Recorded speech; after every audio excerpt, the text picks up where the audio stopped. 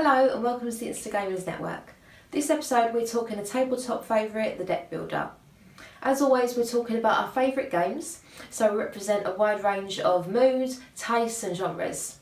We're also joined by some new Insta Gamers, so a big warm welcome to them, and let's get deck building.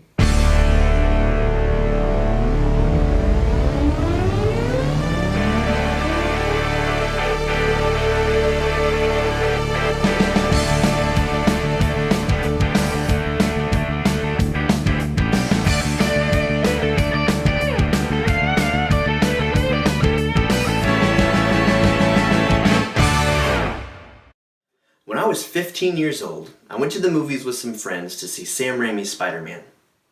It was the first time I had been exposed to the lore of superheroes, and I've been hooked ever since. That archetypal good versus evil, light versus dark, ordinary people getting extraordinary powers to do extraordinary things, to fight for those less fortunate, and to save the day. All the while hiding their true identities under a mask. The formula really can make for some great stories. Now, if you take superheroes and mix in the tabletop gaming mechanism of deck building, then you get one of my favorite gaming experiences of all time, the DC Comics deck building game.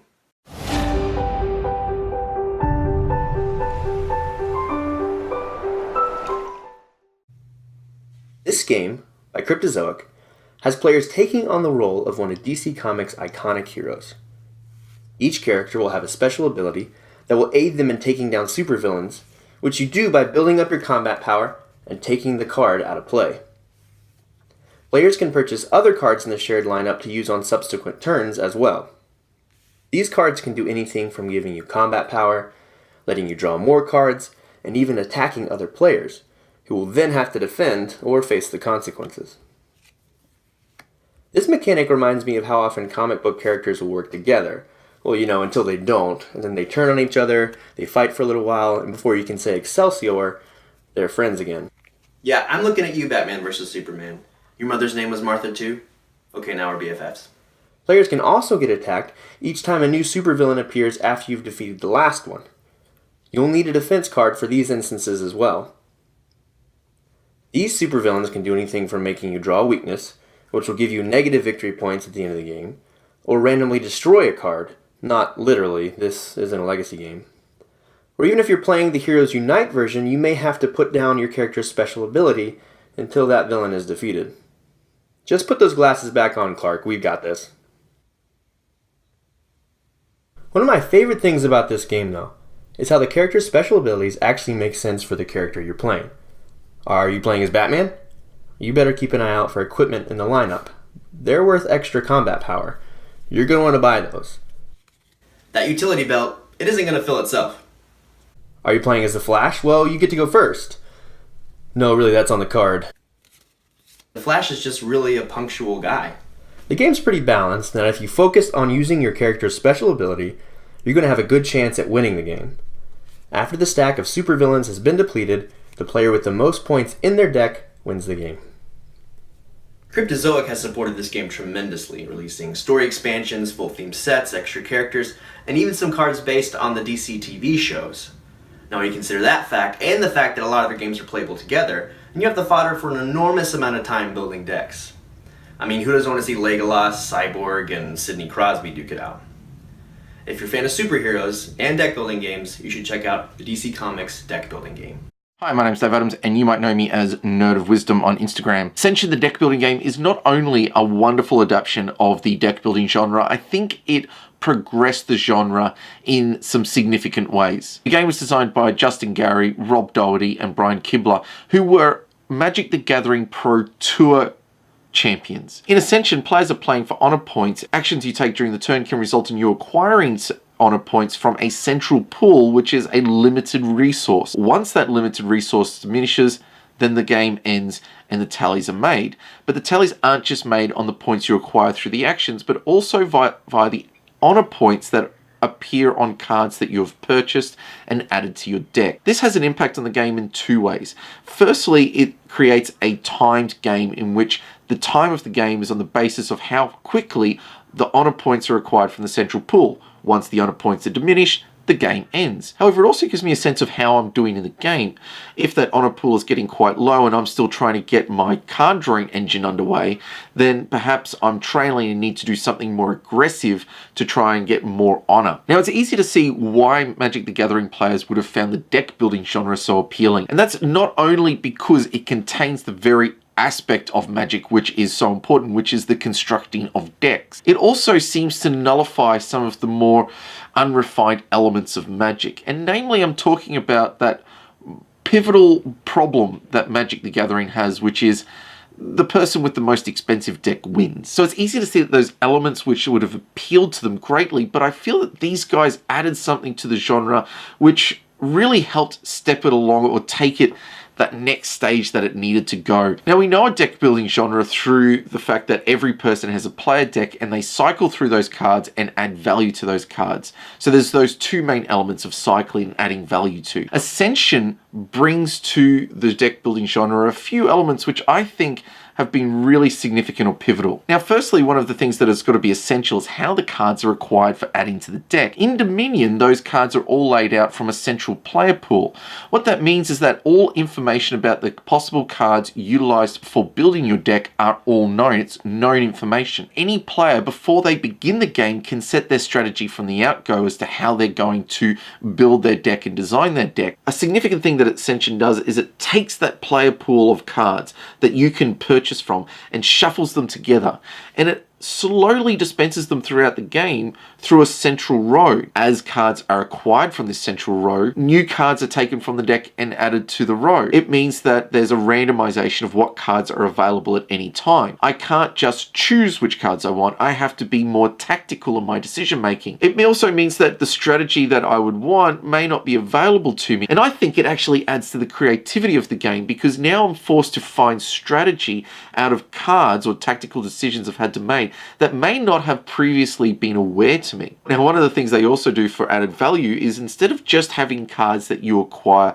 for your personal deck, they're a monster card. While I may not be attacking my opponent, I can attack these monsters, which may give me more honor points, but also might have some very cool effects that include drawing or giving me extra purchasing power. And you can see that this mechanic of having a central row of cards you can purchase from has actually been picked up by other games, such as the Legendary games, my personal favorite, Legendary Encounters and Alien Deck Builder, and utilized for their own specific game. Now, one of the great genius moves that I think the designers have taken is that every expansion for the game you can get, and there are quite a few expansions, are immediately playable as their own base set. Now, I think Ascension not only made the deck building genre its own, I think it took the genre and really opened it up for future games. And I think the deck building genre is looking for designers to come up with more fun and creative ways. But until then, I'm really happy playing Ascension, and I hope that you will think about giving this game a go yourself. Look, thanks for watching. My name's Dave Adams, and we'll see you next time.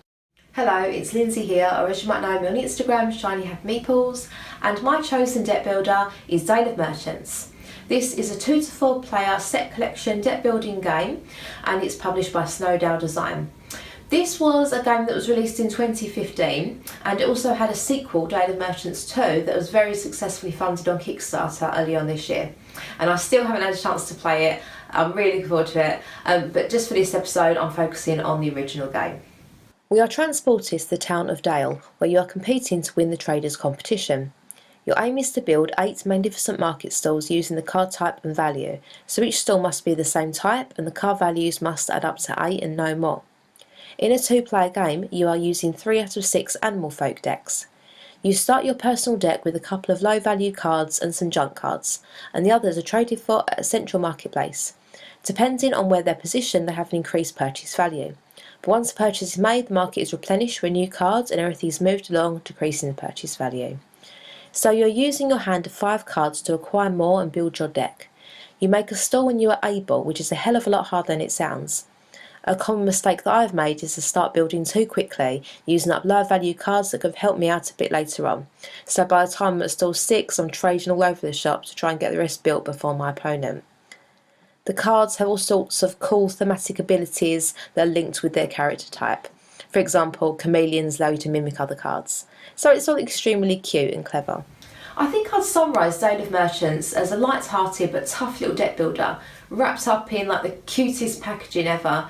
The designer also illustrated the game, and I love the way that he brings the animal folk and their trinkets to life. So when I play the game, I really get the vibe of the characters, and I like talking in their voices, like how I think they sound, which I'm not going to do now. But I just love it. I think it's adorable. It's really fun. And as I said earlier, I'm really looking forward to playing Dale of Merchants 2 because it can be played on its own or integrated into the original game. So yeah, I think I'm putting that on my Christmas list. That's me done for today. Thanks. Hey folks, Mark Burke here, better known as the Chubby Meeple online. I'm here to talk to you today about deck building games, and specifically a deck builder that I'm sure a lot of you probably aren't familiar with, may not have heard of, may not have any idea it even exists. That's why I'm here. That game I'm talking about today, Cthulhu, a deck building game published by Wyvern Gaming. Let's check it out. So here we are with the basic setup of Cthulhu, the deck building game. At the start of the game, all of the players are going to choose from one of many investigators here, each with their own abilities. So you've got an aviator, a time traveler, a detective, a mobster, a bartender, a mortician, and here I've selected the professor just to kind of give you an idea here. Now they all have their own abilities within the game. You'll also take your little Cthulhu scoring markers here to mark your sanity and your health values as you play along. If either of those hits 0, obviously that investigator is either dead or has gone insane. Each player will also have a deck of cards here, their starting library. It's your starting deck, 7 stealth cards, 3 stagger cards. Stagger cards essentially are just like wounds, or basically there to clog up your deck. Stealth cards are your special cards here. They give you 1 moxie. For every stealth card, every sleuth card that you play, you get 1 moxie. Moxie is essentially your currency in the game, and one of the unique things in the game is moxie is not only how you buy cards from the Miskatonic University or do your research, it's also your combat power. So you have to really mitigate how you're going to spend that moxie. If you spend it all to buy cards from Miskatonic University, you're not going to have any moxie left to fight the big bad with. What big bad am I talking about? The Elder Gods. In this case, I've got Cthulhu out here, but there are other Elder Gods from the Lovecraft universe available, and in fact, you may end up fighting 2 or even 3 of these guys at once because they do tend to spawn each other if you're not careful. So how the game works, you draw up your hand of cards. So out of your starting deck of 10 cards, you draw up a hand of 5. There, it's going to contain a mixture of sleuth cards that give you moxie and those stagger cards that are just in the way, essentially. You will then, from Miskatonic University, which is these center 5 cards here, you'll do your research, which is where you acquire your action items, equipment. There are spells in here. Certain investigators are really good at spell casting, so you can acquire some spells. So you make your purchases, you do some final preparation, which allows you to play some of the cards that you just purchased right out onto the board and have them ready for the upcoming combat round, which is unique to deck builders. A lot of times when you purchase cards, they go straight to your discard pile and won't become a part of your hand until you reshuffle your deck. So there's a little bit of a unique mechanic there as well. Once that's done, before you even get to fight the big bad, the Elder God gets to go first. So the Elder God is going to have some kind of effect that happens, in this case Cthulhu, for every card played by an investigator during the combat phase. That investigator automatically loses 1 sanity. So as you fight Cthulhu, you go more and more insane. That is obviously an ongoing ability. Some of the other Elder Gods have an ability that triggers on their turn only. After that, we come down here to the Mythos deck. The Mythos deck drives what happens. It's basically your event cards. So if we turn up this top card of the events, we have Firefly Infestation.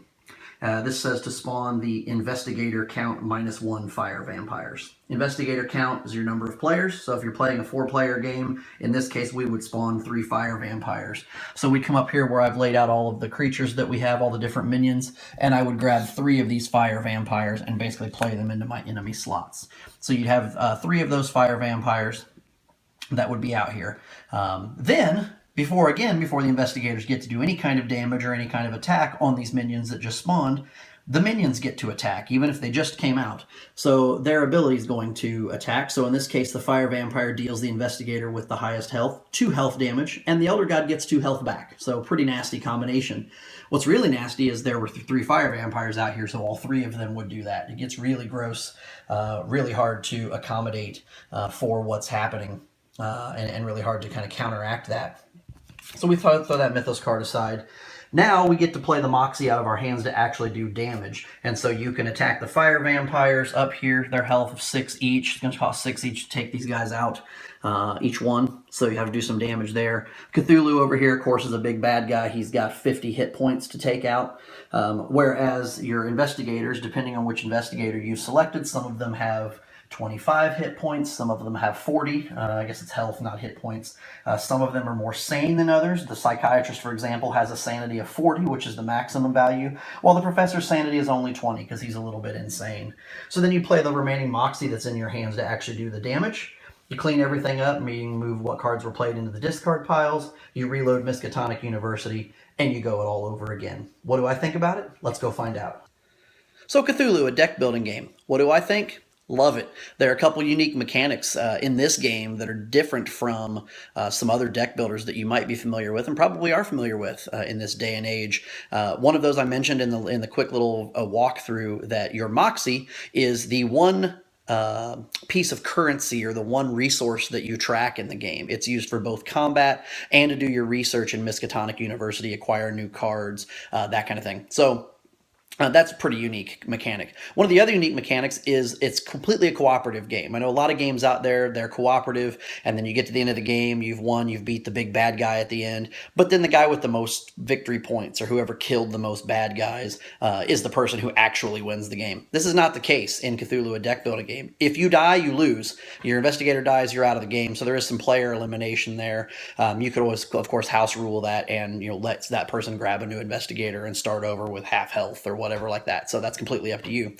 So anyone that survives beats the big bad wins, and that's it. If all 4 of you are still around when Cthulhu goes down, you all win. Yay, we're all victorious. So it's very cool. But what's unique about it is you have 4 investigators that are playing. You don't take turns. All 4 of you can play in any order.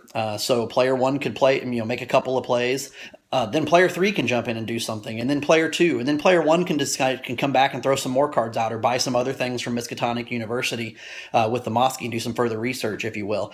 This allows for some really cool collaboration because you can really discuss and say, hey, you're better with spells. We're going to save this spell in the university for you to pick up. Go ahead and grab that. That way you can use it. It's going to do more damage. It's going to be more effective if you use it, and things like that. You can also discuss during the combat phases as to, does it make sense to attack the minion? Does it make sense to attack the Elder God and try to get their health down quickly, because you have to keep in mind any minions that are on the board when that minion phase rolls around, all of those abilities are going to trigger, not just the ones that spawned that turn. So if you have people that are left over from the previous turn, they're going to spawn and do damage to you or possibly spawn other things. It gets pretty crazy with that.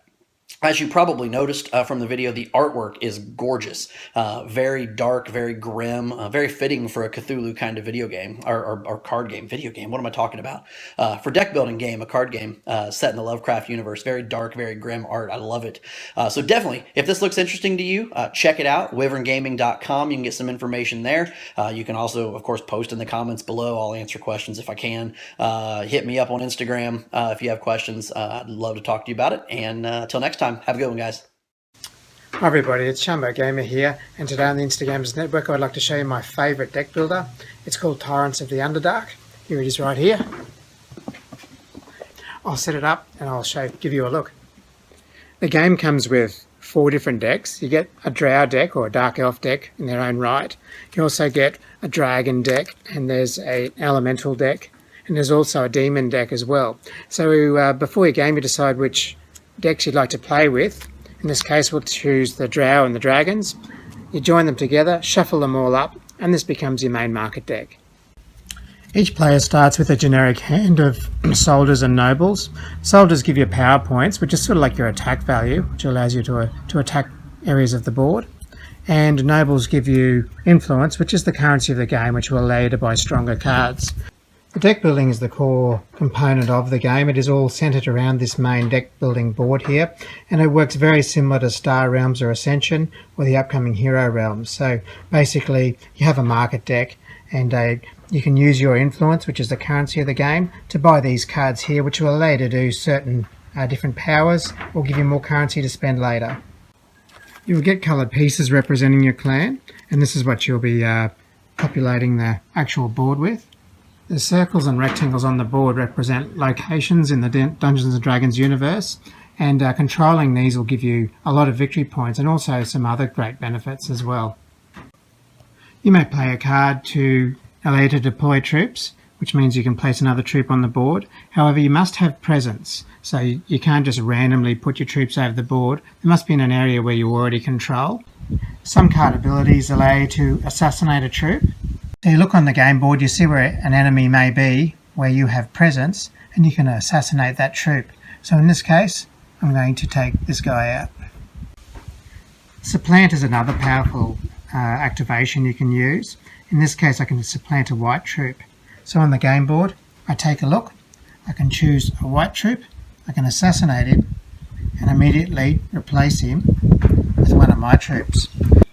Other card abilities allow you to place these little guys. These little guys are cool, they're spies. You're allowed to place them anywhere on the board, you don't have to have presence. So you can whack them in an unoccupied city or an enemy-owned city, and that takes the control off them so they're not getting those benefits from having control of that area. So this card is a very powerful card. It costs 5 influence, it allows you to place 2 spies or return one of your spies for some extra power so you can deploy extra troop on the board. The orange player here has just taken this city, so he has total control, which means he gets 1 influence and 3 victory points every time. So a way to stop that is by placing a spy in the city. That will now not give him total control. He will now just have control, which will cut him down to at least 1 influence point. At least he's not getting those 3 victory points each turn. From here, we better start assassinating these guys using our spy. At the end of the game, each card you have in your deck is worth the number in that rectangle there. In this case, this is worth 2 victory points. However, I can play an ability called a promote, which meaning I can promote a card over to my inner circle, and now at the end of the game, this card is worth 4 victory points. However, it is totally out of the game now, you can't use it again. The end game is triggered when the first person to use all his troops and has none left, or if the market deck runs out of cards. When this happens, it triggers the end of the game. You use the scorecard, you tally up all your points. Whoever has the most victory points in the end is the winner. So there you have it, Torrents the Underdark. This game is really fun and well worth checking out. It's a no-brainer. I'm charmbo.gamer. I'll see you on Instagram. And that wraps up our deck building episode. Thank you so much for watching. We hope you enjoyed it as much as we enjoyed making it, and we'll see you next time.